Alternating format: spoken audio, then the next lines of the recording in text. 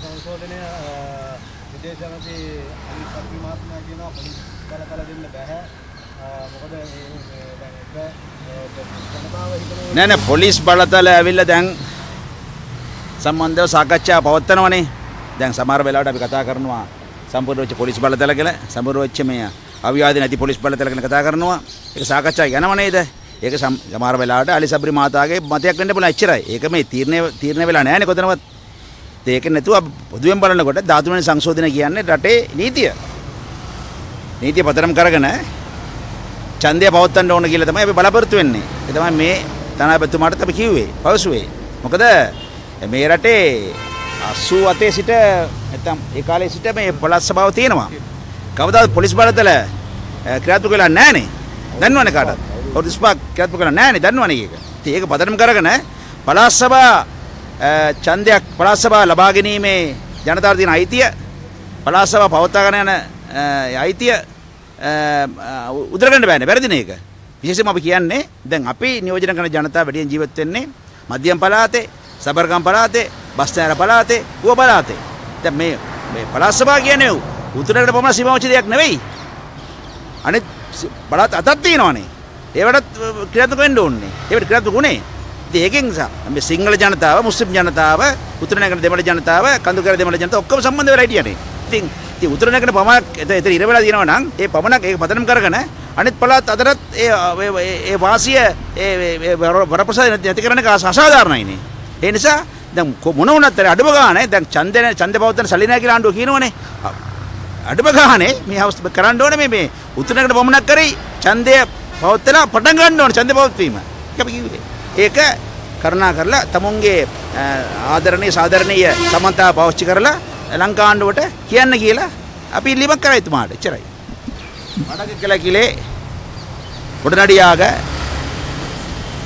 ஏனைய மாகாணங்கள் நடத்தப்படியாவிட்டாலும் கூட வடகிழக்கிலே உடனடியாக இந்த மாகாண தேர்தல்கள் நடத்தும்படி நாங்கள் அதற்காக இலங்கை அரசாங்கத்திற்கு நட்புறவை பயன்படுத்தும்படி இந்திய தூதருடன் நாங்கள் கோரிக்கை விடுத்திருக்கின்றோம். ஏனென்றால் இந்த மாகாண சபை என்பது வடகிழக்கு மாத்திரம்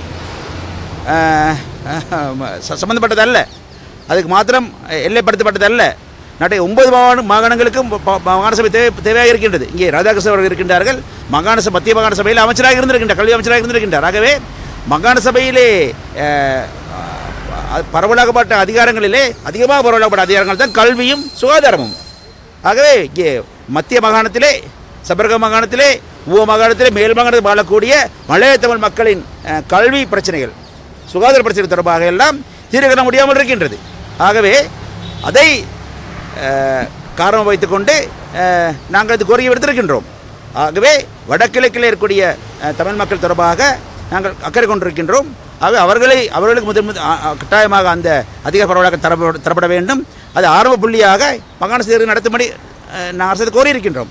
அந்த கோரிக்கையை தான் இங்கேயே நாங்கள் மீண்டும் தெரிவித்திருக்கின்றோம். இந்தியா எப்படியான அழுத்தத்தை கொடுக்கும் என்று எதிர்பார்க்கிறோம். தெரியவில்லை. இந்தியாவோட கேட்க வேண்டிய கேள்வி எங்களிடமல்ல. இந்தியா தானே இதை கொண்டு வந்தது. இலங்கைக்கு இந்த சட்டத்தை கொண்டது இலங்கை இந்திய ஒப்பந்தம் தான்.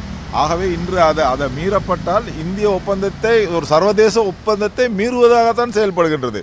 ஆகவே சர்வதேசம் ஒப்பந்தம் ஒன்று இருக்கும் பொழுது அதை மீறி இலங்கை செயல்படுமானால் அது குற்றத்துக்குரிய ஒரு விஷயம்தான். இப்போ கச்சத்தீவு இலங்கைக்கு கொடுக்கப்பட்டது. இப்போ கச்சத்தீவு இந்தியாவுக்கு கேட்டால் இந்தியா கொடுத்துருவாங்களா? இலங்கை கொடுத்துருவாங்களா? கொடுக்க மாட்டாங்க. அதே போல தான் அந்த ஒப்பந்தம் எப்படியோ அதே போல தான் இந்த ஒப்பந்தமும். இந்த ஒப்பந்தத்தில் கட்டாயம் இலங்கை அரசு இந்தியாவினுடைய அந்த ஒப்பந்தத்துக்கேற்ற சர்வதேச ஒப்பந்தத்தை கடைபிடிக்க வேண்டும். 13 වෙනි සංශෝධනය අපි කිව්වා ඒක fully implement කරන්න ඕනේ. ඒක නිසා north and east විතරයි නෙවෙයි තව province 7කටත් මේක implement වෙන්න ඕන නිසා මේක අනිවාර්යයෙන් මේක ක්‍රියාත්මක කරන්න ඕනේ කියලා ඉන්දියාවේ රජය ලංකාවේ රජයට බලපෑම් කරන්න ඕනේ කියලා අපි බලාපොරොත්තු වෙනවා. இலங்கைக்கான இந்திய தூதுவர் அதிமேதகு கோபால் பாக்லேஜி அவர்களை நாங்கள் சந்தித்தோம்.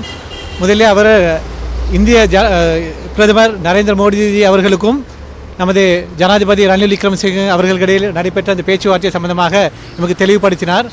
அவை நாங்களும் அவர்களுக்கு நன்றி தெரிவித்தோம்.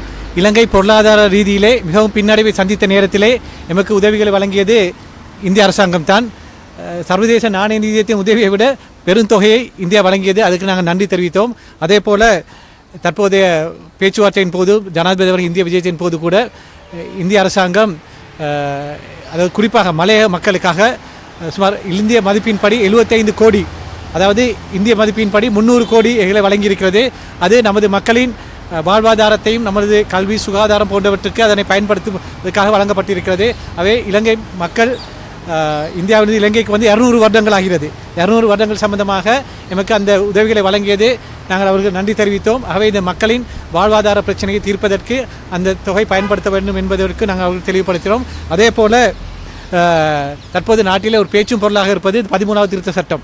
ஆகவே நாங்களும் தமிழ் முற்போக்கு கூட்டணி என்ற ரீதியிலே எமது நிலைப்பாட்டை நாங்கள் தெளிவாக எடுத்து கூறினோம். அதாவது தற்போது இலங்கை இந்திய ஒப்பந்தத்தின்படி உருவாக்கப்பட்ட அந்த 13வது திருத்த சட்டம் முழுமையாக அமுல்படுத்தப்பட வேண்டும். அது இலங்கை அரசியலமைப்பிலே உள்வாங்கப்பட்டுள்ளது.